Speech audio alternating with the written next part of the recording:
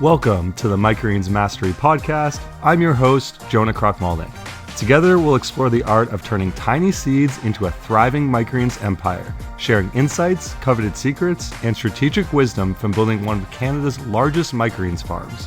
Stay tuned for thought-provoking conversations with leading figures in the world of microgreens. Welcome to the podcast, everyone. On today's episode, we have Ivan Valor from Greens Bali in Bali, Indonesia. On this episode, we're going to be talking all about running a large-scale microgreens business with over 200 customers, including five-star hotels and the largest grocery chains in Bali, the unique challenges and opportunities running a farm in Indonesia, and Greens Bali unique perspective and innovative approach to sales, and so much more. Let's get right into it. Hey, Ivan, welcome to the podcast. I'm super excited to have you on. Hey, Jonah, thanks for having me. I'm also very excited. It's my first time on a podcast. Awesome. Yeah, I'm very excited to share your story. So I'd love to hear how you kind of got interested in microgreens and how Greens Bali came to be what it is today. So we were in Bali, my partner and I, Helen, starting with the pandemic. There was partial lockdown. It wasn't as strict as the rest of the world here. But both of us didn't have a job, and we were just watching Netflix documentaries almost all day and other movies. And then we came across a documentary that's called Kiss the Ground. And in that documentary, they explain how challenging it is to have good soil across the world that is able to sequester CO2 so that we're not flooding the atmosphere with CO2. And one of the solutions that they mentioned in the documentary was that in the future, many of us would have to plant our own greens and be self-sustainable in a way. So that really shocked me. And since I had no job at the moment, I thought it would be a good idea to explore a solution for Indonesia, which the agriculture industry here is 60% of the total industry. Wow.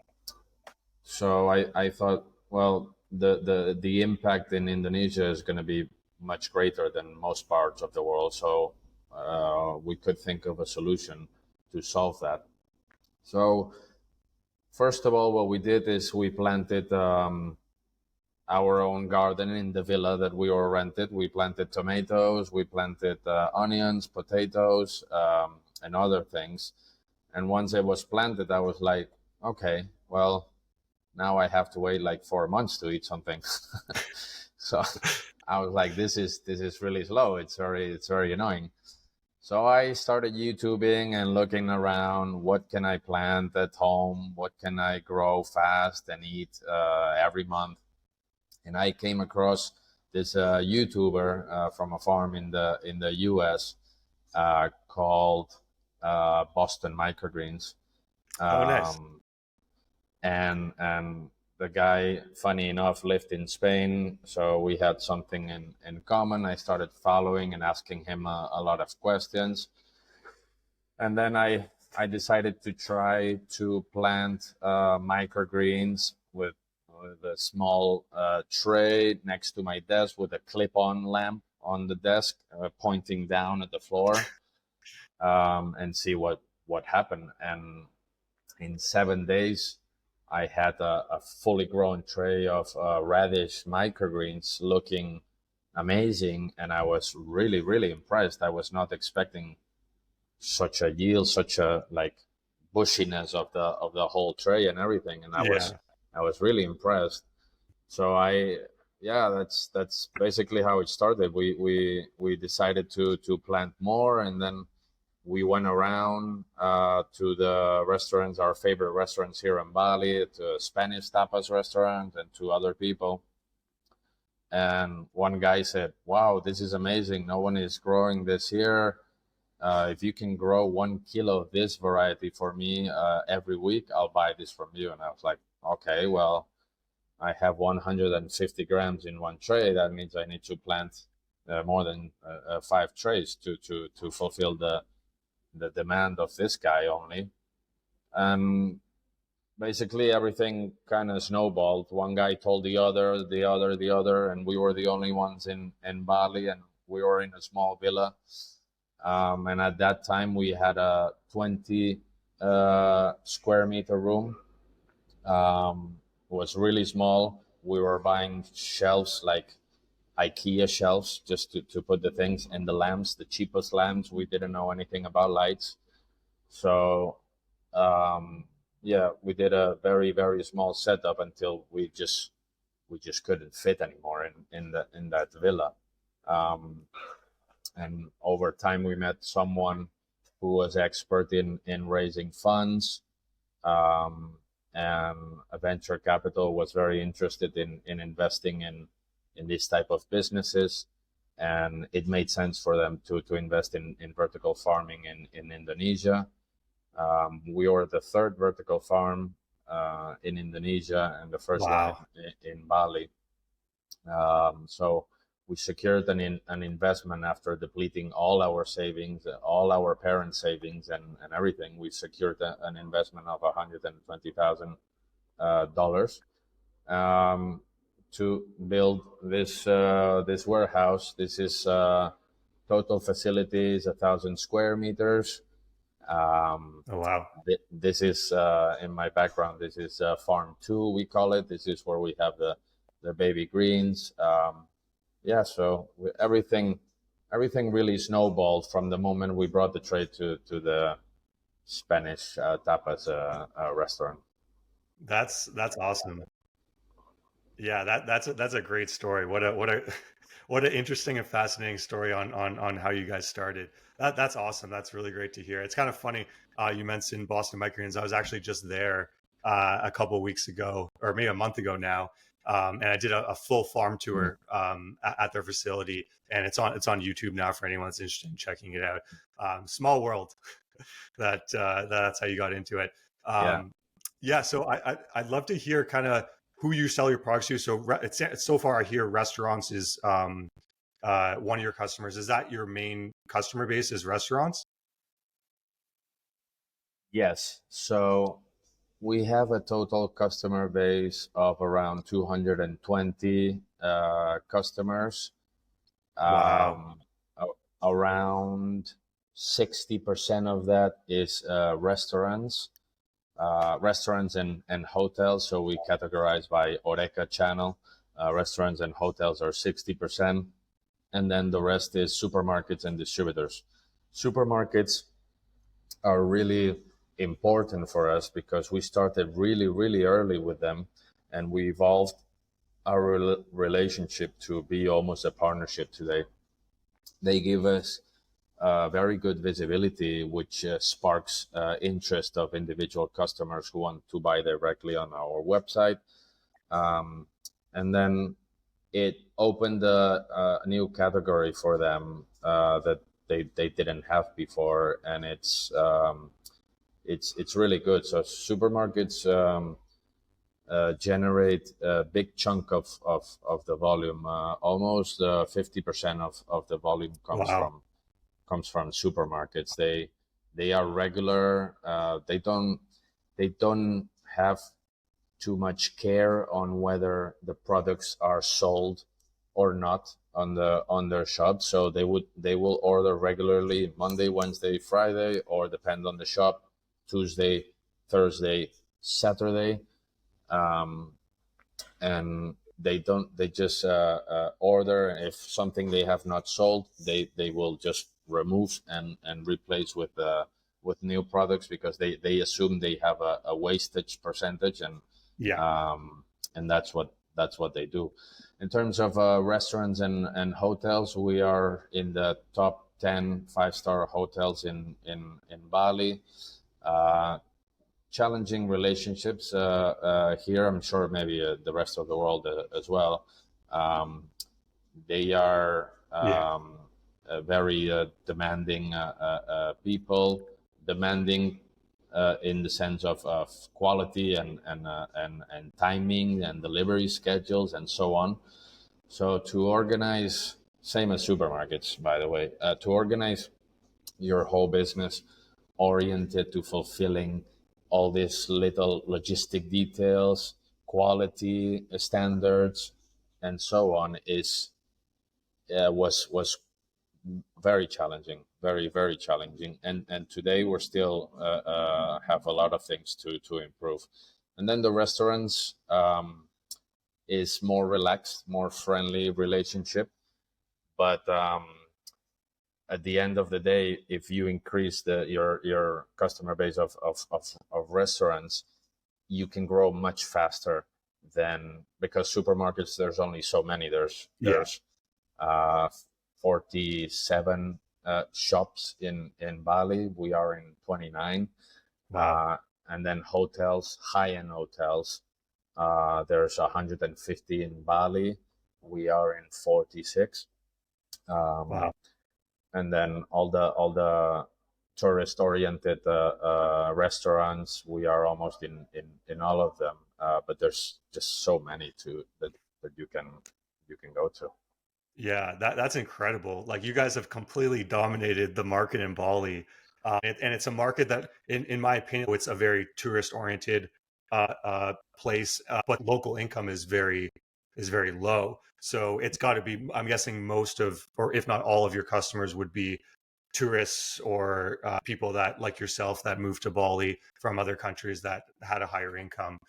That's one of the things I thought was fascinating, is seeing how large of a farm you have in a place like Bali, which is really cool. And it's amazing how much Bali has grown since the pandemic. Yeah, Bali is typically a place, a region that has 1 million fixed uh, inhabitants here, um, and then they receive around 4.5 million visitors per year. Wow. So and all these visitors are mainly Chinese, Japanese, and then the rest English, German, European, some Americans. Um, but yeah, but Bali is a small place. It's a small island, and it's packed with people that only want to consume all the time. So yes, our main customer would be expats or tourists, but the purchase managers of hotels and restaurants here in Bali, they're Indonesian, Mm. and they are the ones buying the products from us because they feel that they need to have a better offer versus the other restaurants here in Bali. And more we're targeting more local people who are more conscious about what they eat and all these things. And I think Indonesians will get there. There is a will here in Bali, especially versus the rest of Indonesia, to have a better diet, a better way of eating, and to kind of understand where the products come from, what are you actually eating, packaging, sustainability things, organic farming. Here is in Bali is booming, and Jakarta is starting to pick up. And when Jakarta picks up, um, we will need at least 50 vertical farms in Jakarta, because only in Jakarta greater area there's 33 million people. So Yeah, yeah. it's People don't realize how big of a population Indonesia has and how large it is physically. If you took Indonesia, it would be wider than North America just from all the islands. I think it's somewhere around 200 million people, which is one of the biggest countries in the world. So it's people don't often think of it that way, but there is it's a very large country, and Jakarta is a very metropolis kind of city. oh, I was gonna say it's 270 million people Wow. last census in 2023, and the rate of growth is around 5% per year. This means that by the year 2030, there will be 290 million people here, which is already the fourth biggest country in terms of population in the world. Yeah. Wow. That's crazy. Yeah. I'm so fascinated with that whole region that I could probably talk to you for hours just on geography and all that. But to get back to microgreens, so given that you have a pretty good mix of retail, so grocery stores and restaurants, what does your product offerings look like? Like what are your top sellers? How many varieties you grow? All that kind of good stuff. We are growing here around, I think, 17 varieties of microgreens, and then 4 varieties of baby greens.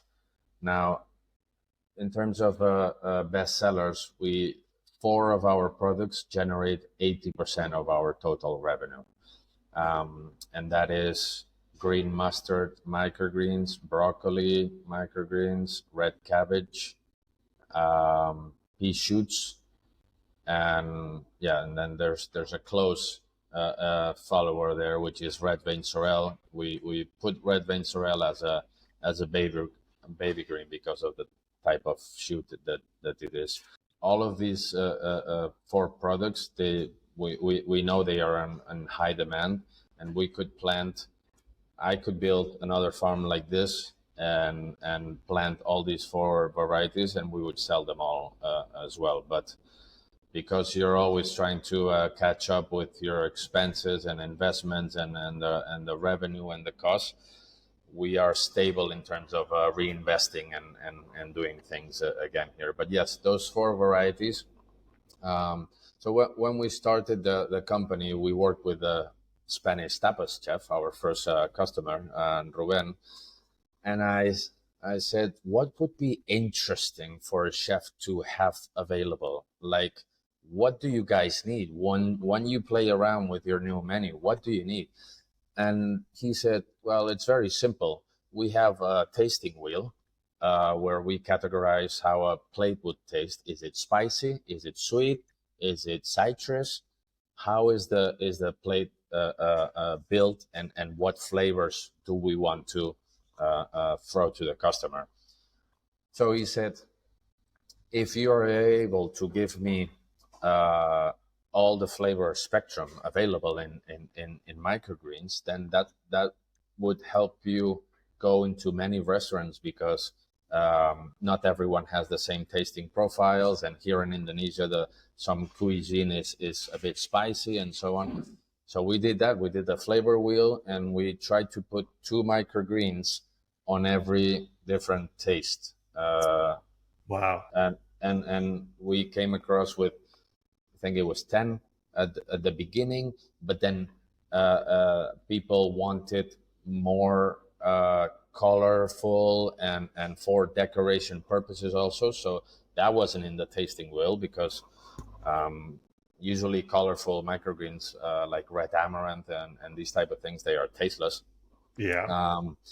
So decoration and all the flavors in the tasting wheel, that's how we build the varieties that we have right now.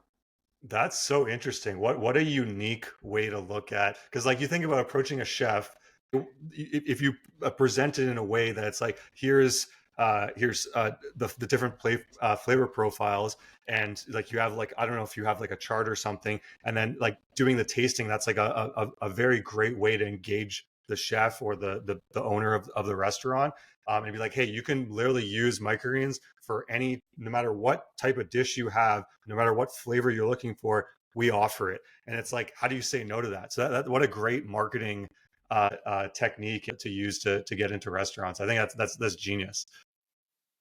Thank you. Yeah, it was something. It was something really, really important. Again, I have to reiterate that we are not agriculture people. We don't have agriculture background. Yeah. So it was more of a marketing way to approach things. Yeah. rather than a logical way for a farmer or for an expert indoor farmer thing. But then I also think, because I have sales background, I also think that listening to the customer's needs is always will always get you farther ahead. And if you have to take time to do market research before starting a business, even if your product is the best in the world, getting the feedback before doing anything for us is the day-to-day thing. We're doing market research on many things every single month. We dedicate our sales team. They go out with sheets that I make and just ask questions. No selling, just ask questions. Yeah. Uh, That's and really smart. Yeah. Yeah, that's what a unique perspective on marketing is. Like, instead of trying to sell something, just gather as much information, and then with that, it makes it a lot easier to sell something, because then you know what's actually wanted, what issues arise in whatever it may be in the sales process or pricing or whatever, and then you can take that back and adjust accordingly, and it makes it a lot easier to grow. And really great advice there. I think that's amazing. Now, in terms of production, I'm curious on what you guys do for soil, because I'm guessing peat moss is not easily available in that part of the world. So what is your soil slash fertilizer regimen kind of look like to grow microgreens in Indonesia? Um, Here in Indonesia, there is a type of grow medium that is very, very available, which is cocoa peat. Um, a lot of the cocoa peat sold in Southeast Asia is produced in Indonesia. So Interesting. cocoa peat is was meant to be one of the soil solutions that we use, and Hmm. then as we moved along and we hired experts, farm managers, and people here, they recommended peat moss, but not 100% peat moss. So we use 50% cocoa peat, 50% peat moss. We mix everything together in a container, and then we wash it with a solution mix of water and hydrogen peroxide. We wash it by hand. We make sure everything is moist, and everything has been in contact with the solution that we put. And we use that. And peat moss is not available here in Indonesia. The peat moss that we get is imported by some company in Jakarta. It's a Classman peat moss. I think a lot of people use that, and it's really good. Apparently, it has the right nutrients and consistency for the tiny roots to grow, and then with the mix of the cocoa peat, it helps you dissipate a lot of the humidity and water retention and so on. So I think we found that combination, a lot of trial and error before we could afford to hire a farm manager, an experienced farm manager. um, Helen and I were testing these things ourselves. We were buying soil from the north of Bali that is a volcano soil, black soil. We thought that was very nutrient rich. It is, but the consistency is not very good for the water. You pour water and it's like the beach. It just stays there. Um, so we did a lot of trial and errors. We tried rock wool. We tried textile fibers, because I saw these guys in Idaho farms. They were using these plastic recycled textile fibers, um, and they would sew the fibers, and then they would wash them again and reuse them over and over. I thought that was a clever idea, but for some reason here we were not able to find the right thickness, the right textile, and then the cost of goods of one tray were very high. So we needed to find a solution to reduce the cost per tray. So the mixture, cocoa peat here is costless. People Yeah. almost will give it for you to you for free. It's Yeah. so abundant, it's insane. So we use that and peat moss. Yeah. I think coconut coir, especially in parts of the world where it's actually grown, is a great solution in my experience, because I really wanted to use it when I started growing 10 years ago. So I did a lot of experimenting with coconut coir, and I found it's often very high in salt because it's usually grown somewhere like mostly in North America, comes from Sri Lanka or India, and it's very, very high in sodium, magnesium chloride, and potassium chloride. And it just caused more issues than it solved. Even though it is much more sustainable because you just take it from the husk of a coconut, and coconuts grow, you get, I don't know if it's one crop or multiple crops a year. So the material itself is a lot more sustainable, but the water usage is where it becomes a problem in some of these countries. So they send like salty coconut coir to North America. Do you find you have the same issue there where the coconut coir, because you said you were doing this washing process, was that to remove like partially to remove the salt? Yes. So the cocoa coir here, it's not treated industrially. To Yeah. have good cocoa coir, you need to boil it and then sterilize it. This process is not done here. And because we don't have the capabilities to do that ourselves, what we do is we wash it. Ideally, we want to wash it with a mixture already together, because peat moss can also bring some unwanted bacteria or maybe fungi or things like that. But yes, we the cocoa peat needs to be washed and kind of like sterilized before adding it to the tray. And then the other part is the water that you add. You also need to complement the water with nutrients, with a good level of nitrogen and sodium that we find essential. Yeah. Okay, cool. Yeah. It's pretty much the main issue with coconut coir, because it's such a great medium in so many ways. But I found the same thing. If you grow in just coconut coir, it holds a lot of water, more than peat moss, which is good in some ways. But I think it holds too much water, that it causes sometimes overwatering issues, that peat moss generally has less of. You can still overwater with peat moss, but just less. So it's cool that you're using both, because I think peat moss is a really great clean medium, but it's less renewable than coconut coir. So at least if you're using about half and half, you're reducing the amount of imports and still using that local source, but getting the better results by using the peat moss. So it's a good middle ground to take on the soil front. My guess is if you ended up getting that plastic reusable material, the results wouldn't have been as good from a growth perspective. From all my experience, the hemp fiber mats, rock wool, they all just don't produce as high of a quality of a microgreen. And given that the market that you're selling to is like, often higher end restaurants and very, very particular chefs is the nice way to put it, that you would want the quality to be as top notch as you can get. Um, so you're in right now in one room of the farm. So how many of these grow rooms do you have, and then about how many trays are you growing on a weekly basis to serve all those customers? We have two farms or two rooms. This is farm two. This is the more modern farm that we have after receiving the investment. This is the farm that we build, more automated. I guess you can see that this is a blue thing. It's a water tank here, Oh, uh, okay.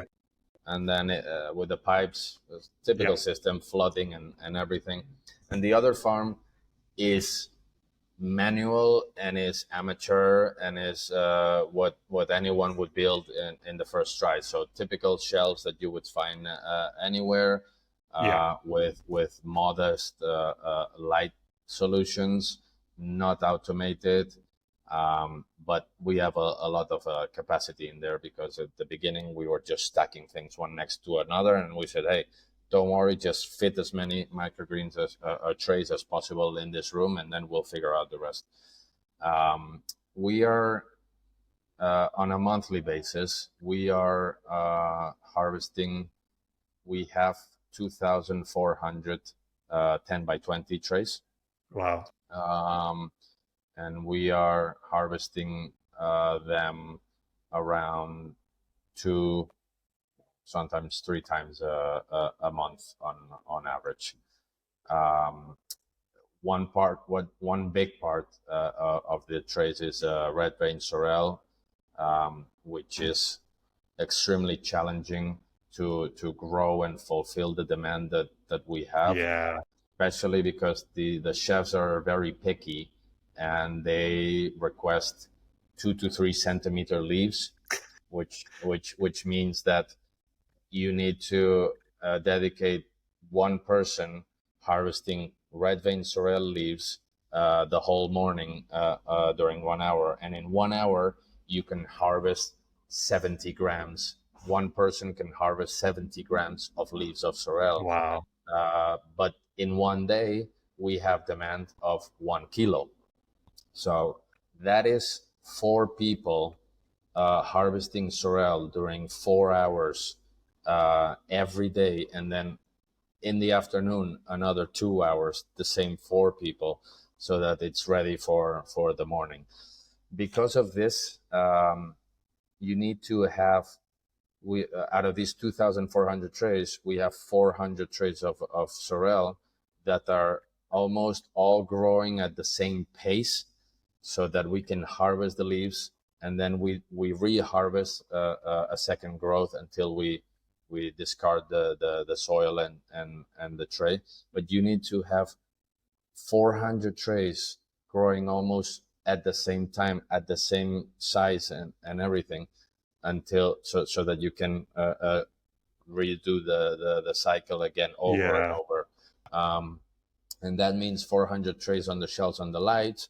That means you need around 200 trays on germination, and around 100 trays on the following phase of germination. Sorrel is a challenging one, and doing things manually, it's very hardly scalable. Like if we grow more than what we have right now, the cost of harvesting sorrel and people that you need to harvest is not good. It's not positive. Yeah, it sounds like it's a bit of a kind of like a loss leader where everyone wants it, but it's not the most profitable crop to grow because of how labor intensive it is. I know a lot of farms grow it, but I've never heard of anyone having that much demand for red vein sorrel. But with all the restaurants in Bali, it is, in my opinion, it is the most beautiful microgreen.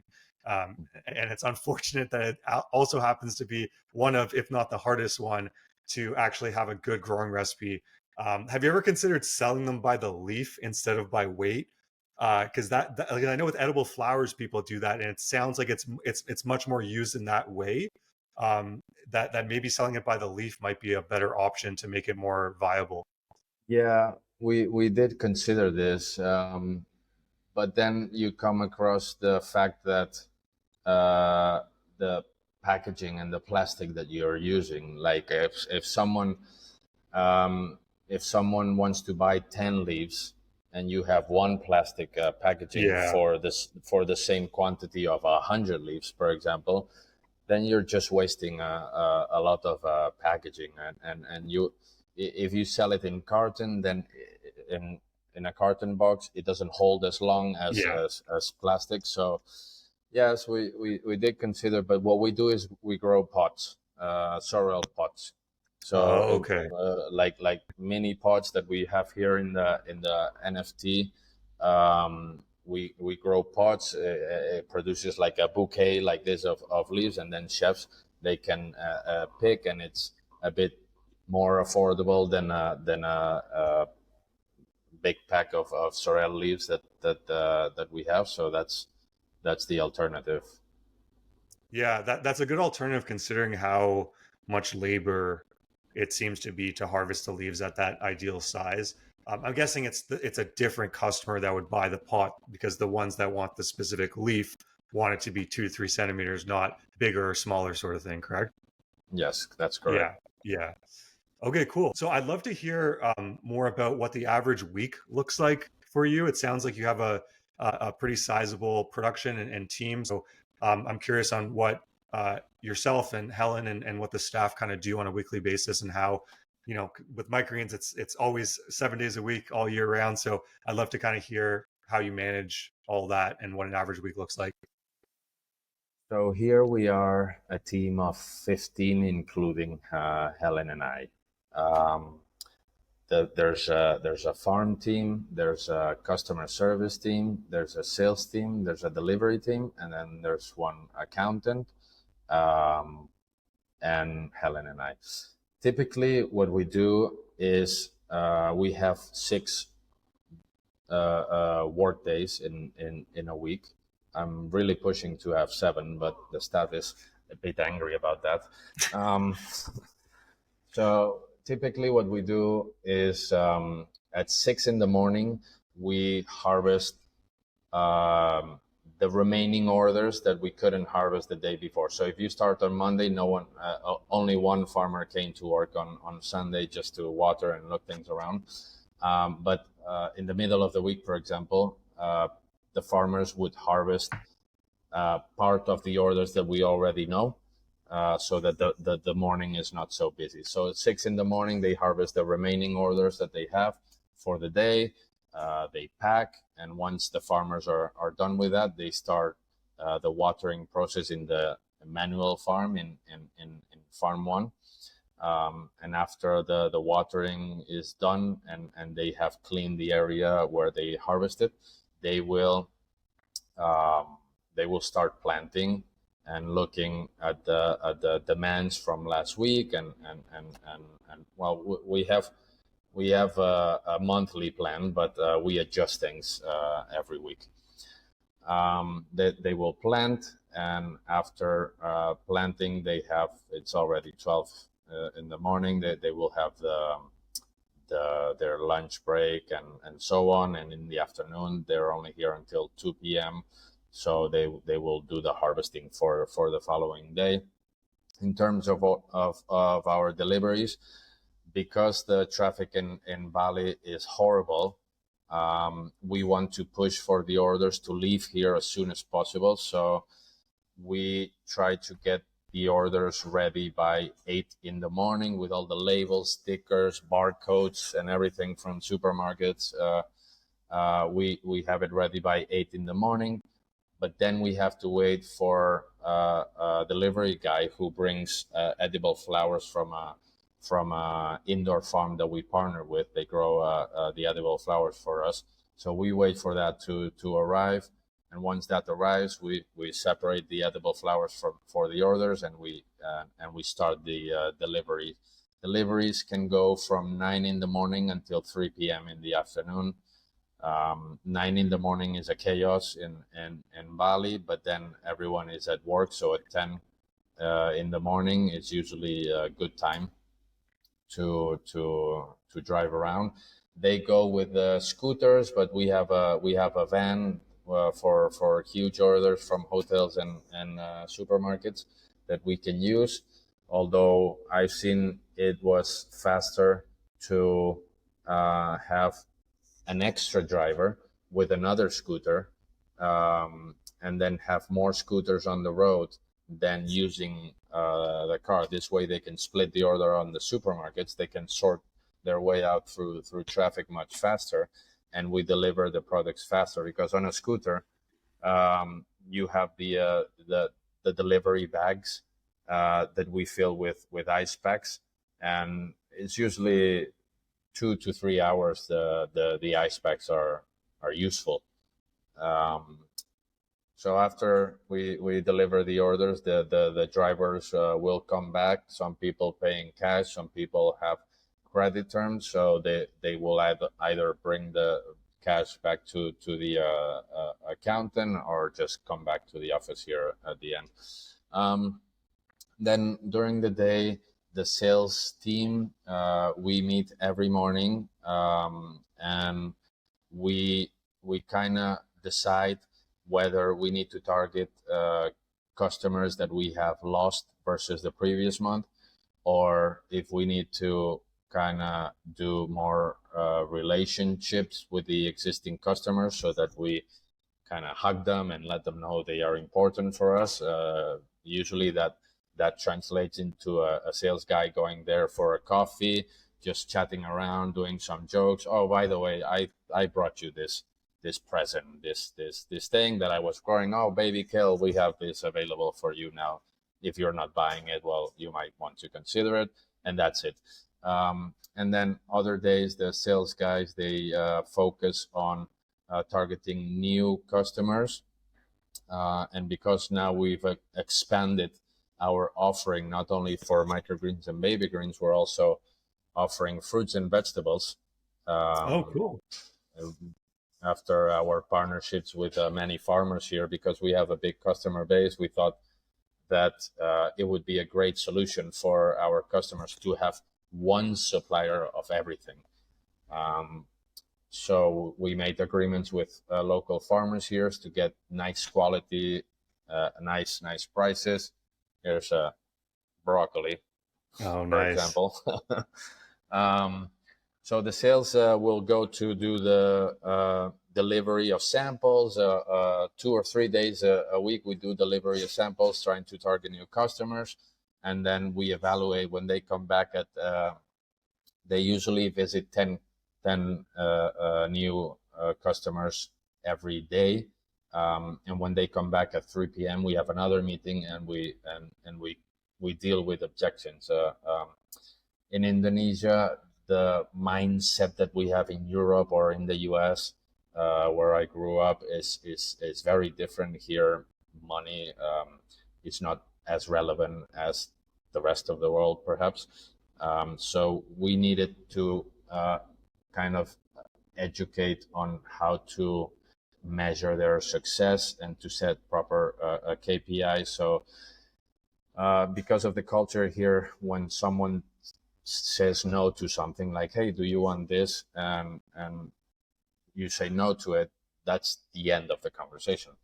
And for me as a salesperson, I was taught that no is not the end of the conversation. There is more to it. So I do a lot of training myself to let them know how to deal with objections, how to walk away, or how to reconduct the conversation to something that might be interesting for us, but always listening to the customer and their needs. So we have those meetings in the afternoon. I also like to go out myself because I'm not an office person. I like to be out in the street. So I will go to visit hotels, restaurants, and speak. And people here really appreciate when the owner of a company goes and visits them. It makes them feel important. They will even lay out the table for you, and wow, and all these things, and speak for hours. So I like to do that once a week. It helps me grasp a sensation of what we're doing, and it helps me gather complaints and things that we might need to improve on. Customer service team is active all day, sending messages, dealing with complaints. I also train the customer service team to deal with these complaints and how to upsell on new products and so on. They are WhatsApp the whole day. WhatsApp, everything is WhatsApp here. And then Helen is very focused on marketing. We have a lot of digital marketing going on, Google ad campaigns, Instagram campaigns, Tokopedia, which is the equivalent of Amazon in Indonesia. Okay.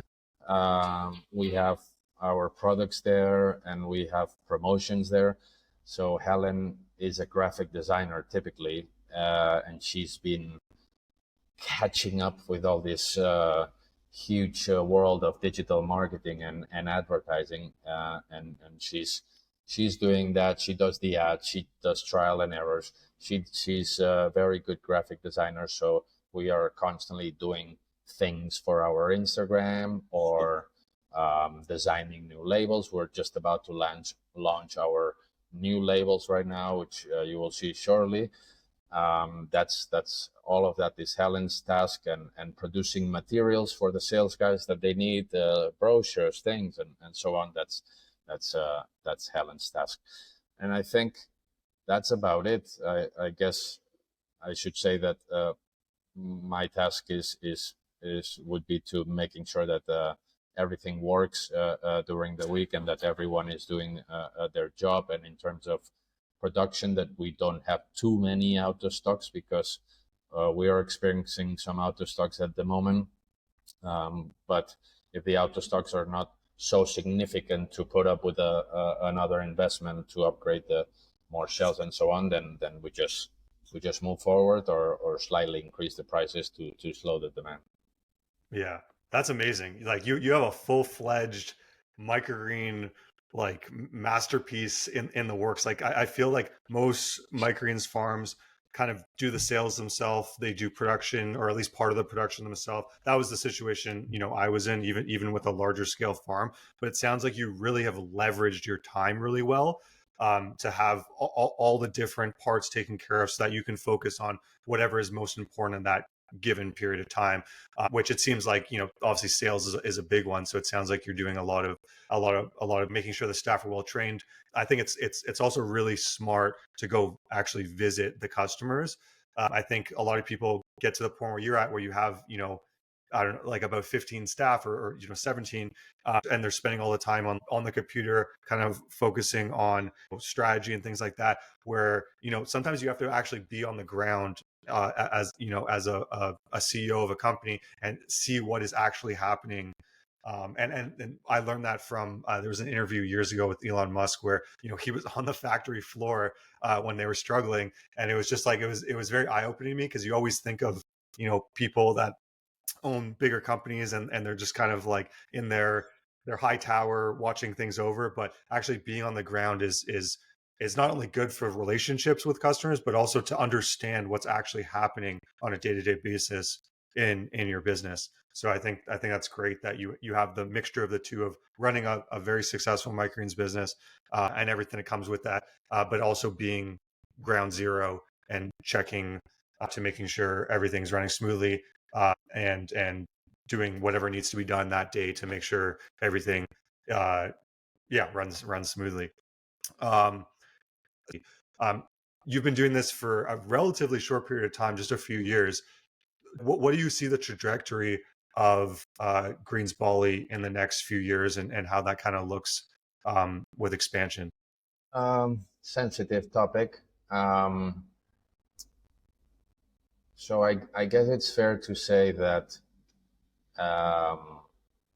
in 2 years we've reached profit 2 months. The rest of the months we still haven't found a way to have consistent profit. So having that in mind, and with the investors pushing on you to achieve that milestone,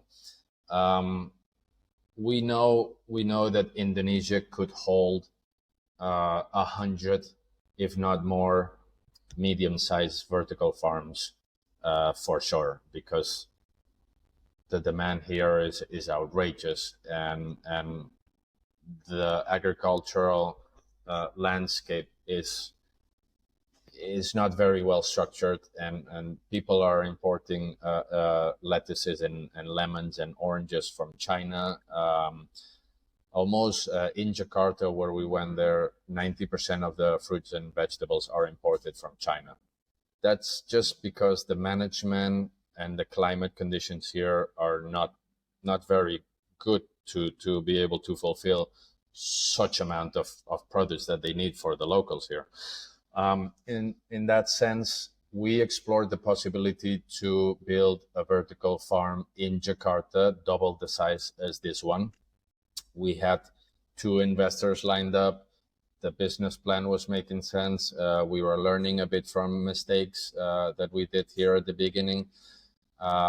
Everything was good. We even went to the biggest supermarket chain in Jakarta, and we signed a distribution contract once the products were in the market. So that was to incentivize investors that we had already a deal. But as the time went on, we realized that it was a bit of challenging to convince people to invest in this business if you don't generate profits.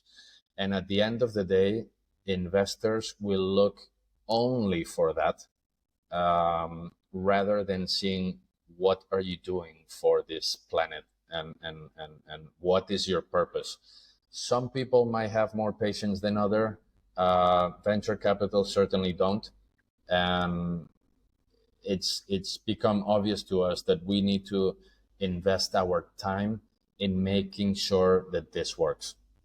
Yeah. So we could go to Jakarta tomorrow, but we won't.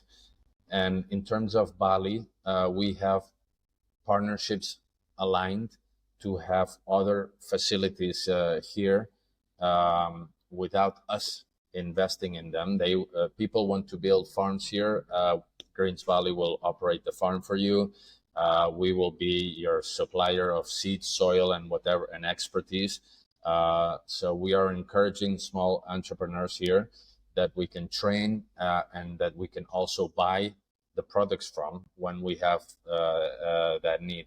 So what we're doing right now is changing our business model so that we have a more reliable source of income, rather than microgreens. Because microgreens, if you think about it, is not the first need product in any restaurant. It's purely nutritional, decorative, but it's not like the lettuce or the tomatoes that you have to buy every day.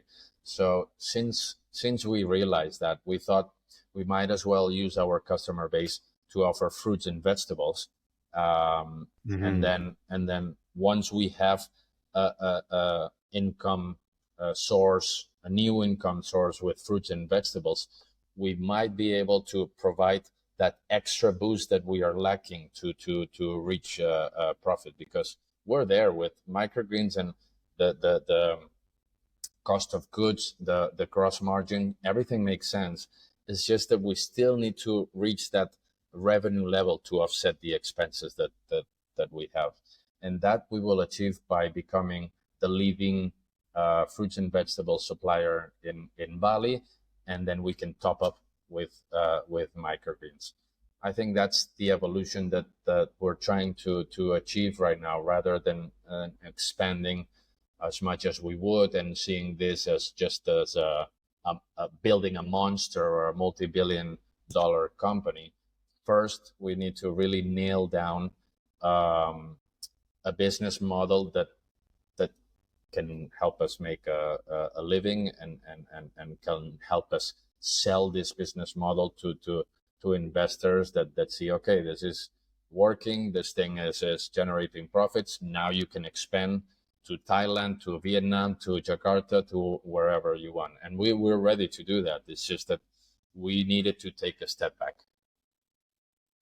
Yeah, no, that's great to hear that you're doing that, because I think a lot of the bigger vertical farms just kept moving forward, even though their model wasn't, they didn't refine it enough to get to increase the efficiency enough.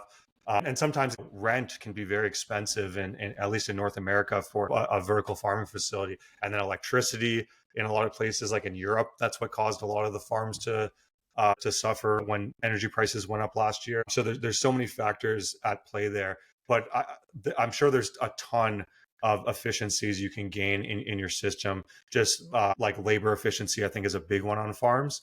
And using more automation can really be a time saver. But I'm glad you're taking the step back, refining the system, making sure that it works before expanding. It's often in that reflection period where you're trying to reanalyze what makes sense, that you kind of take a bird's eye view of the business and can get a different perspective than running it every day. So I think that'll definitely help move you guys towards more profitability and refining the system, so that you can then take on Jakarta and Thailand and all the other places that I'm sure you would love to expand to, and bring all the amazing benefits of microgreens to people in other areas in Asia.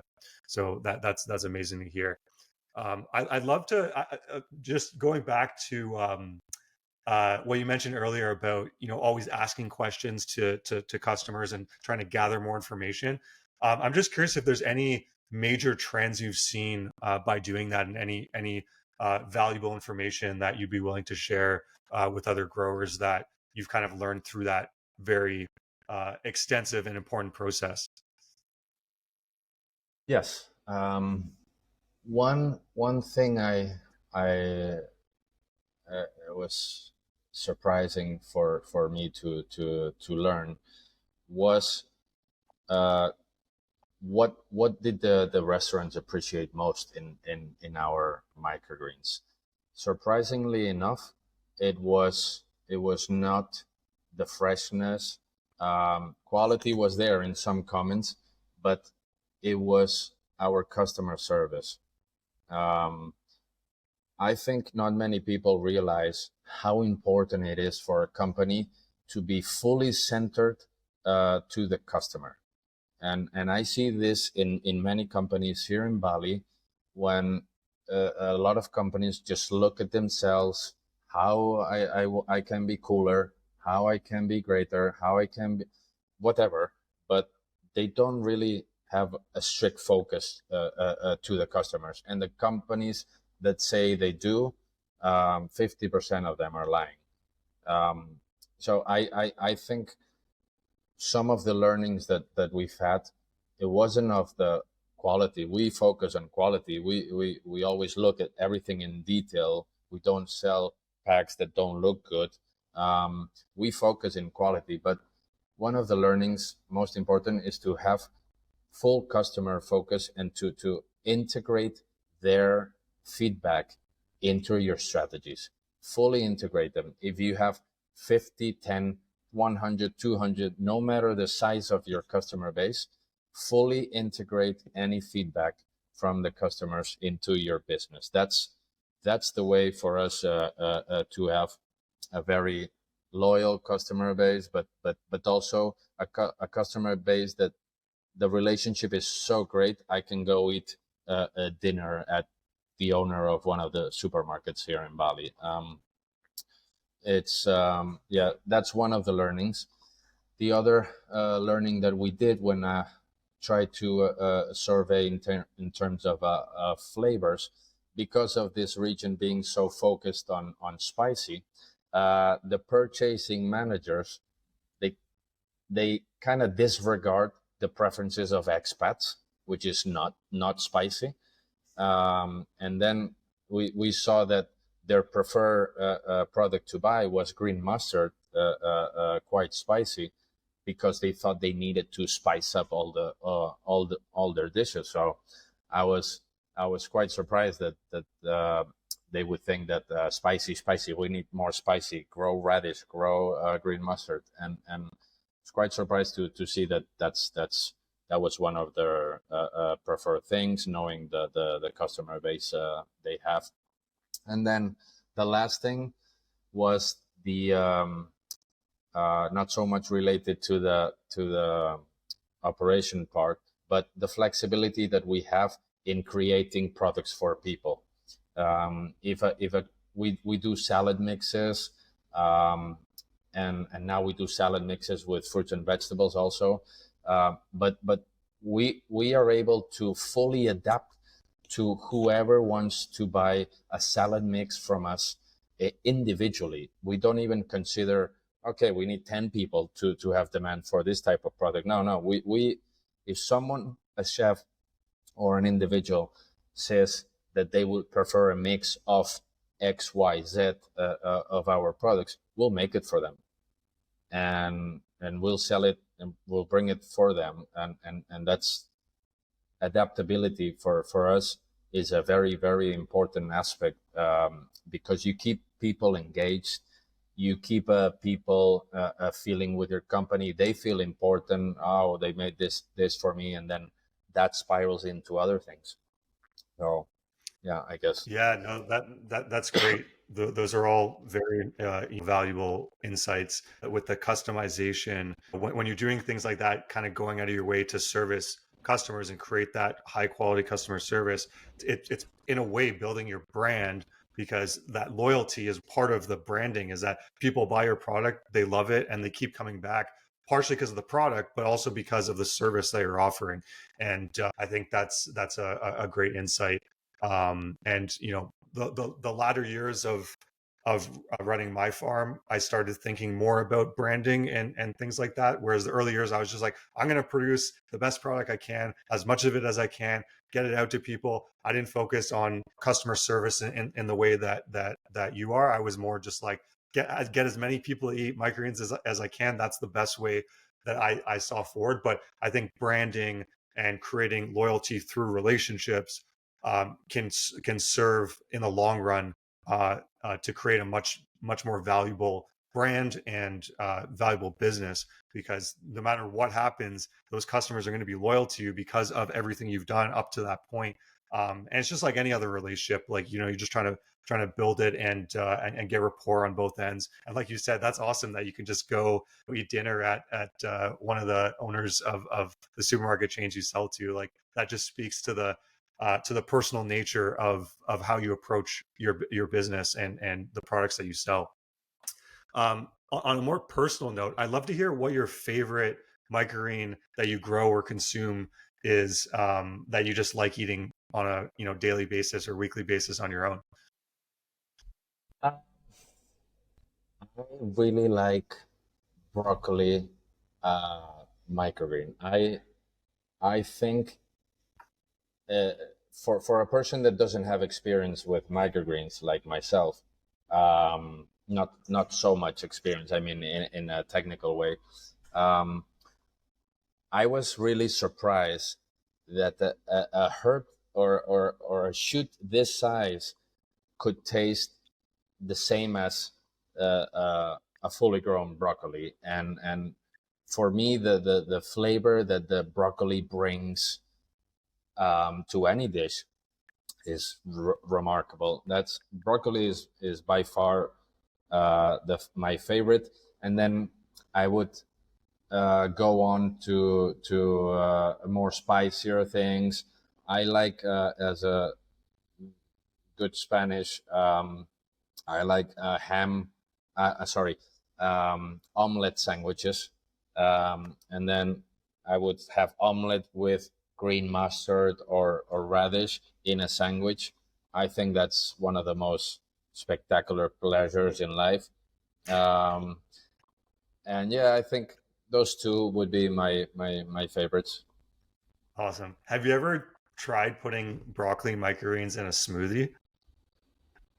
No, no, no. I would try it. It'll surprise you. You almost don't even taste it with the right types of vegetables. It may actually be because I know there's so many like smoothie kind of places in Bali, like smoothie bowls, that sort of stuff. So there may be another market for microgreens blended in to products. If you haven't tried it, I would recommend it. It's a great way to get the nutrition in without having the green flavor. Like, it'll make your smoothie look green, but you won't really taste it. It's very interesting. I remember one of my staff at Living Earth, just randomly, we had like a smoothie bar at the farm, and he put in like a ton of broccoli microgreens with, I think it was like coconut water, and some like kind of more sourish fruit. It was dark green, but you couldn't taste it. And I was blown away that for some reason, um, specifically broccoli microgreens, you can't really taste them in smoothies, but it makes like a really nice vibrant green color, and then you get all the nutrition. So for people that don't necessarily want to eat greens, it's a great way to get it in. Just make it in the morning, or for customers, there may be another opportunity there for customers to use it in that way. Just interesting side note there. That's cool. I'll try. Yeah, yeah. So we're just about to wrap up, but I'd love to hear if you can go back 2 years ago to when you started the farm and meet the younger Ivan. What advice would you give him to set him up for success in this business? That's a very interesting question. Yeah, we made a lot of mistakes at the beginning. Um, we made a lot of mistakes because when we wanted to start and we wanted to fulfill the demand as quick as possible, because people were shit that there's a new guy in town offering microgreens, boom boom boom, and I was like, yes, I have everything you need, as many as you want, just let me know. I boom boom boom, buy cheap shelves from Tokopedia, from here and there, buy cheap lights, buy cheap everything, just go. That was a mistake that or a learning that you're able to do as a business owner. At the end of the day, the footprints that you leave behind, they mark who you are. So I think if I was to start over again, I would tell my younger self, push hard, push as hard as you did at the beginning, but try to expand slower, and consider having better quality lights, better shelves.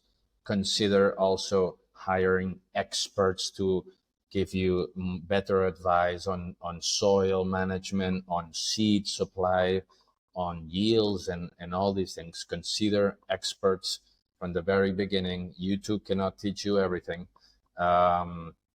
So yeah, I guess I would tell myself to slow down and kind of take care of things better. But at the same time, it's in the nature of everyone, of anyone individually, genetically, to do things the way you do. You don't always learn from your mistakes.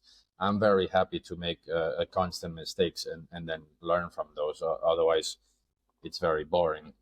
But yes, slow down, take things calmly, but push hard. Awesome. I think that's wonderful advice. I think even just knowing that you can fail and be okay with it, I think is a really big step that you often take as an entrepreneur. I think a lot of people don't start businesses because they're scared to fail. And once you get over that hump of being scared to fail, you're like, oh, I actually learned a lot. There was a benefit to actually failing. It's a very big mindset shift. And the other thing that you mentioned, which was to kind of talk to people that have the experience in doing it, whether it's agriculture experts or like soil experts, whatever it may be, to advance your knowledge so that you're going into the business with the best information. And like you said, one of the reasons I started this podcast is because the information on YouTube is it's really not that good. And there's a reason it's free, and there's a reason that it's going to give you mediocre results, is because like often the people that are teaching things haven't necessarily gone through the ropes of actually learning it from start to finish. Just as as an example, if a YouTube video is by someone that is just growing microgreens as a hobby, they're not going to have the experience that you would as growing microgreens commercially for 2 years now. So that's one thing I wish I did, was find someone that was ahead of me and gather as much information and insight from them as you can, because it just speeds up your growth and avoids a bunch of mistakes that can be very costly. As I think you've witnessed, I've witnessed, and I think most growers witness in the first few years, not having full availability of high quality information. Agree. Yeah. Yeah. It's very essential. Awesome. So if listeners want to connect more with you or your farm, how can they find you on social media and online? Okay, well, I'm not very active on social media, but for Greens Bali, you can send us a message on Instagram. Our website has many ways to contact us. I guess the easiest part for us is Instagram, because Helen goes through every single message. But then on the website, you have a WhatsApp button that you can chat directly with the customer service. And if there's a question for me, I will be notified. We're very, very approachable, and we encourage everyone that has doubts or that wants to start the business to contact us, because we want to help people consider this as a good business to start, and maybe help them not make the same mistakes that we did. Exactly, and I'll put that I'll put the website and Instagram on the show notes. So feel free, anyone that's listening, to just click on that link, and you can reach out to Ivan or Helen, or just follow their journey, because I'm sure it'll be very exciting over the next few years, seeing the transformation and changes that they'll have with all the experience they have now. running Greens Bali. So this was great. This was a very insightful episode, and just hearing all the differences between North America and growing in Bali, I think was very fascinating. And it's great to see how you're running the business, being very strategic. I know you guys are going to be successful going into the next few years, and I'm excited to watch that unfold. So thanks so much for coming on the podcast, and yeah. Thank you, Jonah. I really appreciate you taking the time to interview us. It's been a pleasure. My first podcast. I hope there's another one in the future. We can do a episode 2 if you want. And thank you once again. For sure. Awesome. Thanks for tuning in to the Microgreens Mastery Podcast. To access a wealth of insights, just click the subscribe button, stay notified about each new episode, and enjoy all of this wisdom for free. If you're ready to supercharge your microgreens business, visit microgreensconsulting.com for a gold mine of guides and resources. We've transformed thousands of microgreens businesses, and you're invited to join the success story. Let's stay connected. Follow us on YouTube, Instagram, and TikTok at Microgreens Consulting for exclusive content and expert tips and wisdom. If you found this episode insightful, please leave us a review, spread the word, and let's share microgreens magic with the world. Until next time, let curiosity fuel your growth, and may happiness be your harvest. Happy growing, everyone.